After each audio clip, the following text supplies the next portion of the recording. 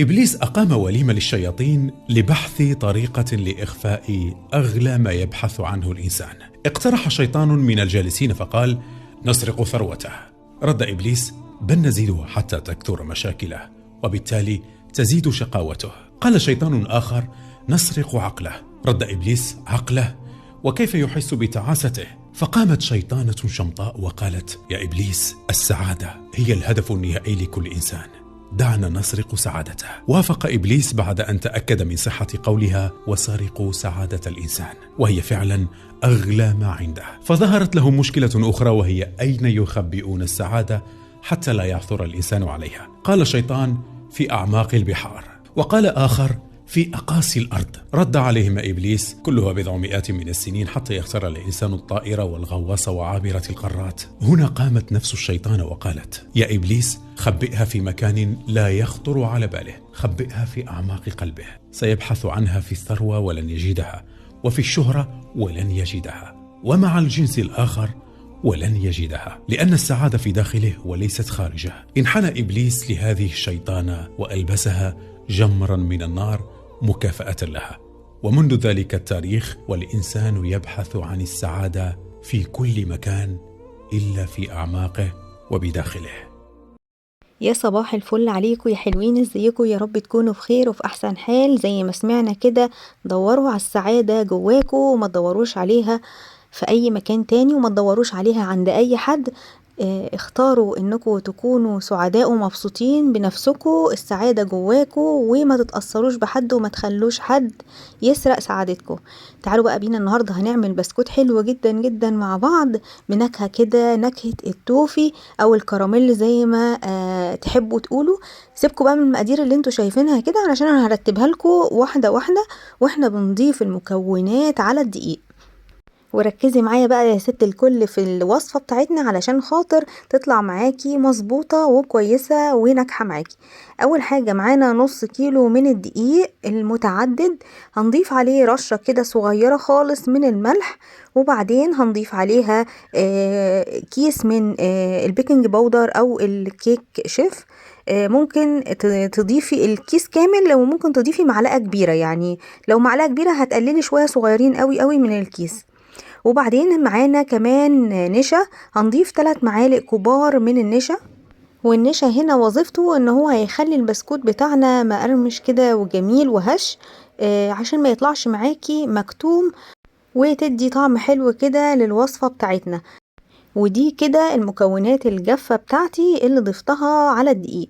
طبعا هقلب الدقيق كويس جدا مع المكونات اللي ضفتها، و هسيب بقى الدقيق بتاعي كده على جنب علشان خاطر ابدأ اشتغل في باقي المكونات بتاعتي. طبعا البسكوت بتاعنا دوت اقتصادي، ما هواش بمكونات كتير وتكاليفه كتير. كمان النص كيلو هيطلع معاكي كمية حلوة ومحترمة جدا جدا من البسكوت. ما تفتكريش ان النص كيلو هيطلع معاكي كمية قليلة، بالعكس خالص هيطلع معاكي كمية حلوة جدا، وهتشوفي في الاخر النتيجة عاملة ازاي. هنجيب بقى بيضتين كاملين بدرجة حرارة الغرفة. الحقيقة هنا في الوصفة دي ممكن تستغني عن البيض خالص، لكن انا بحب البسكوت لازم يتحط فيه بيض، لانه بيخلي طعمه حلو جدا وريحته حلوة كمان هنضيف عليها معلقة كبيرة من الفانيليا. طبعا الفانيليا عشان تكسر موضوع الزفارة بتاعة البيض، وهنبدأ نربه كويس جدا. خلي بالك ان لسه في سوائل ما اتحطتش، فاحنا مش هنحطها دلوقتي مع البيض. في حالة انك هتستغني عن البيض، يبقى هتزودي السوائل بتاعتك ل3/4 كوباية من الحليب او المية، لو انت حابة انك انت تشيلي البيض خالص من الوصفة بتاعتك. هنا بقى هخلط البيض كويس جدا، هفضل ارب فيه شوية لحد لما لونه يفتح كده معايا ويعمل رغاوي كده على الوش، هتعرفي ان هو اختلط كويس جدا وترب كويس. كمان هضيف معلقة كبيرة من الخل، بتدي هشاشة كده للبسكوت معانا، لان هو يعتبر محسن زيه زي المحسن بتاع الكيك كده. هيبقى محسن للبسكوت وهيخليه هش وخفيف. بصوا بقى ركزوا معايا، السكر اللي احنا هنستعمله 3/4 كوباية للناس اللي بتحب السكر مظبوط، وكوباية للناس اللي بتحب الحاجة مسكرة. هنا هناخد السكر اللي احنا هنستعمله في الوصفة بتاعتنا كاملا، هناخده نحطه في إناء كده على النار، هنكرمله، ولحد لما يبدأ يبقى كراميل هفضل أرب في البيض. هاخد بقى معايا السمنة، معايا 4 معالق كبار من السمنة أو الزبدة الصفراء، ومعايا 4 معالق من الحليب. هاخدهم كده على النار معايا قريبين مني علشان هبدأ اني اكرمل السكر. زي ما انتوا شايفين انا حطيت السكر ال3/4 كوباية، حطيتهم في اناء كده على النار، ما قلبتوش وما حركتوش خالص الا لما يبدأ يعمل لون كراميل كده من الجناب. هبدأ بقى اني اقلبه كويس عشان ما يسكرش معايا ويكتل، ويعمل معايا كراميل كده سايل، ما يعملش كراميل ناشف ومحجر معايا، لان السكر لو اصفر من النوع اللي انا مستعملاه ومش من النوع الابيض بيبقى سهل ان هو يتكرمل بسرعه جدا، انما السكر اللي هو المصفر ده بيبقى بيعمل تكتلات شويه. فلو انتوا عندكم سكر ابيض يستحسن طبعا تستعملوه في الوصفه دي، بس في الحاله دي هتحطي كوبايه كامله، لان السكر الابيض غالبا مش بيبقى مسكر قوي، فهتحاولوا تحطوا الكوبايه كامله. تمام كده. هتبدأي بقى تخلي النار هادية علشان الكراميل بتاعك ما يتحرقش، لانه لو اتحرق هيخلي طعم البسكوت ممرر، احنا عايزينه يبقى لونه عسلي كده وجميل. ونلاحظ ان اللون العسلي بتاع الكراميل ده هيخلي البسكوت بتاعك لونه غامق، مش هيبقى لونه فاتح زي ما احنا متعودين على لون البسكوت، هيخلي لون البسكوت غامق، بس هيفرق جدا جدا في الطعم، وهتلاقوا طعم البسكوت تحفة جدا وطعمه مختلف عن اي بسكوت عملناه قبل كده على القناة او دقتيه عامة. وزي ما انت شايفة كده طولي بالك في الكراميل كده وقلبيه، خلي ايدك فيه على طول وقلبي كتير علشان خاطر ما يتحرقش معاكي، وكمان عشان السكر يدوب. هنا بقى اضفت ال4 معالق السمنة، يستحسن لو كانت زبدة صفرة، بس طبعا اللي كان متاح السمنة، فانا حطيت السمنة، نزلت بيها كده زي ما انتوا شايفين على الكراميل.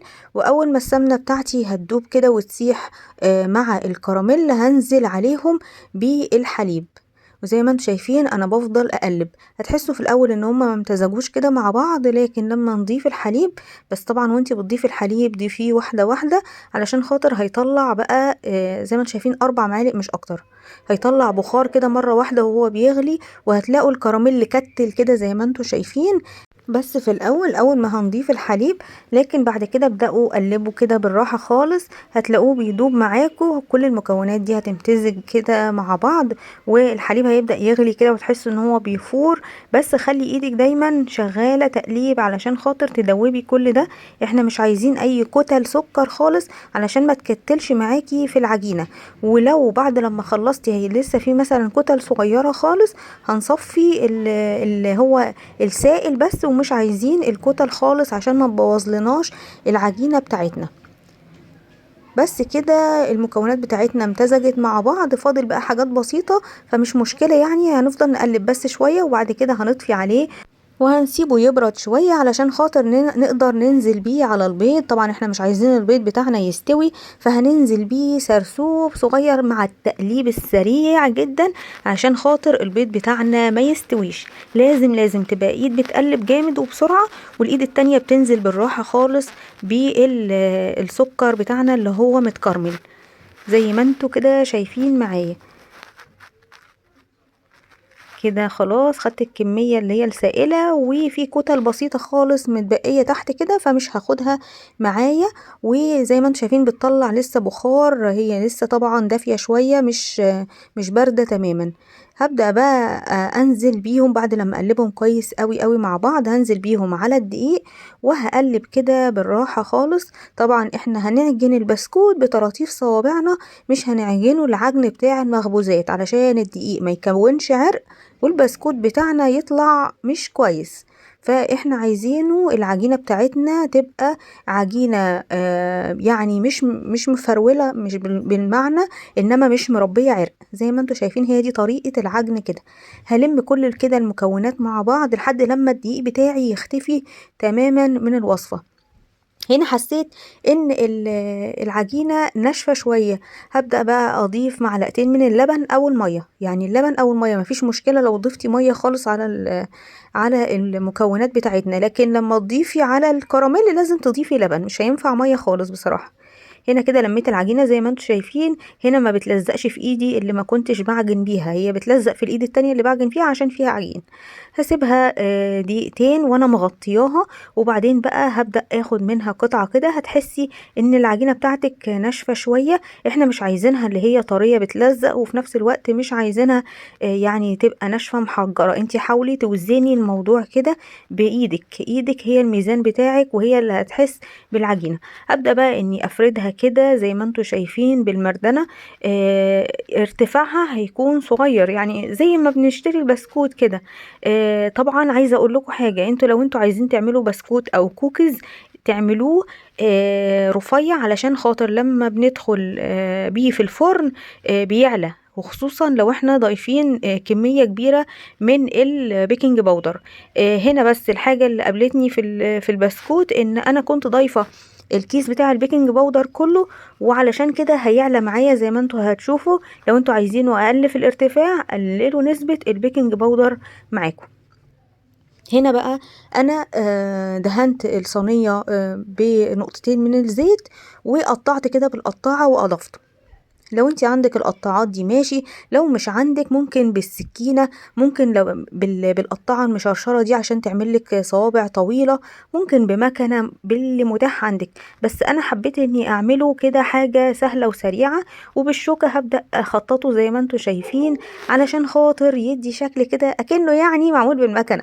بس طبعا يعني احنا بنتحايل على الموضوع والكسل بتاع الشتاء، وبنعمل بأي حاجة متاحة وسهلة قدامي، رغم اني عندي المكنة، بس حبيت اني استسهل واخلي الموضوع سهل كده وبسيط عليا وعليكم، وهي افكار وبنتعلم من بعض، ويمكن الفكرة تعجبكم.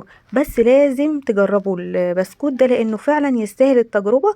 هو بس انتي لو جربتيه مش هتبطلي انك انتي تعمليه الحقيقة، لان هو فعلا طعمه مميز جدا.